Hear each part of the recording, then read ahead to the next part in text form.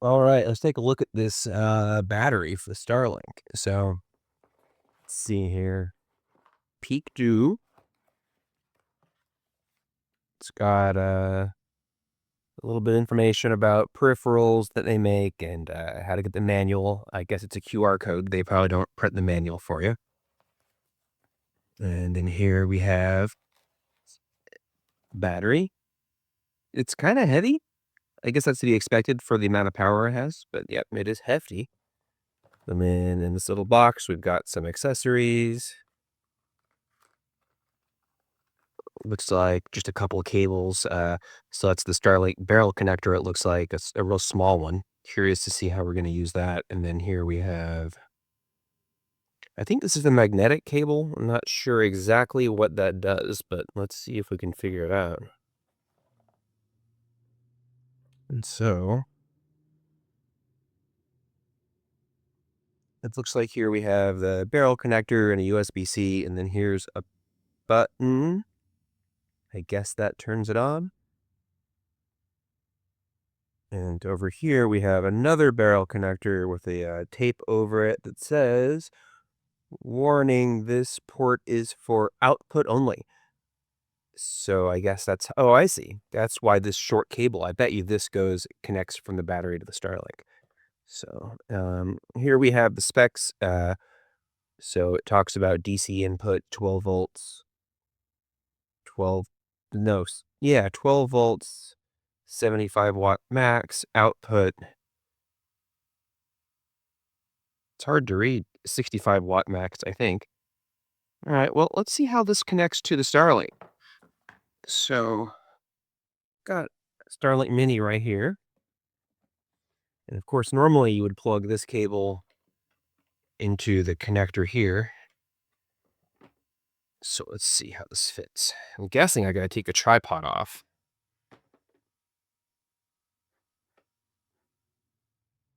But maybe not. Maybe it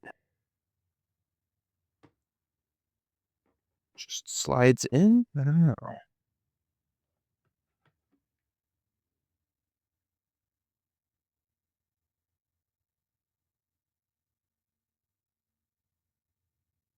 So this is probably the output that goes to the Mini, to the Starlink. So if we go in here,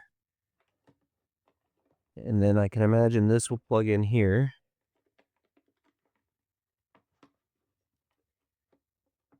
And so, yeah, that's not going to fit with the tripod. So let's take this tripod off.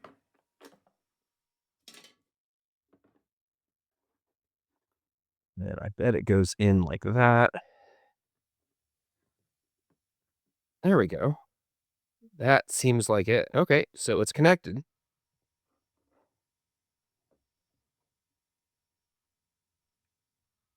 And when I push the button, nothing happens. Is that just because it's not charged?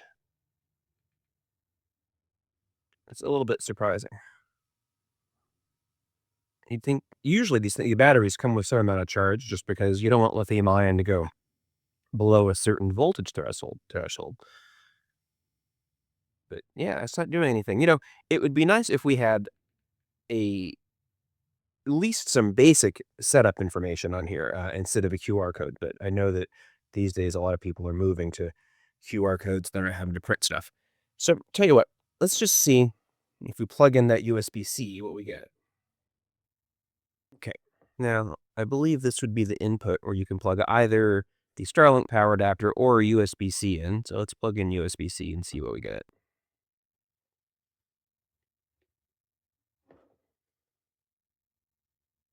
Okay, screen comes on. It says 0%.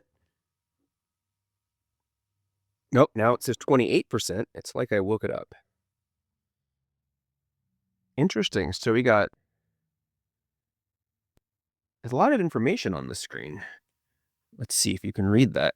It looks like it's 28% is the charge. 136, maybe that's how long the Starlink will run on that amount of charge, I would guess. It's going up really fast, so maybe not. 58.6 watts. It says the C, so maybe that means it's charging at about 60 watts. 3.02 amps, 19.4 volts. And then down below, DC 30 watts. That's probably what the Starlink is using, I would guess. 17 volts, 1.7 amps. That sounds about right.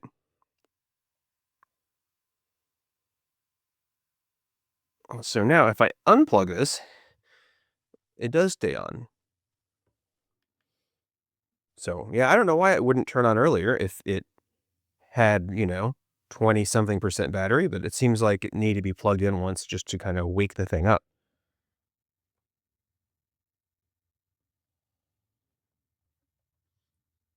So let's see what's in here. That must be the magnetic connector.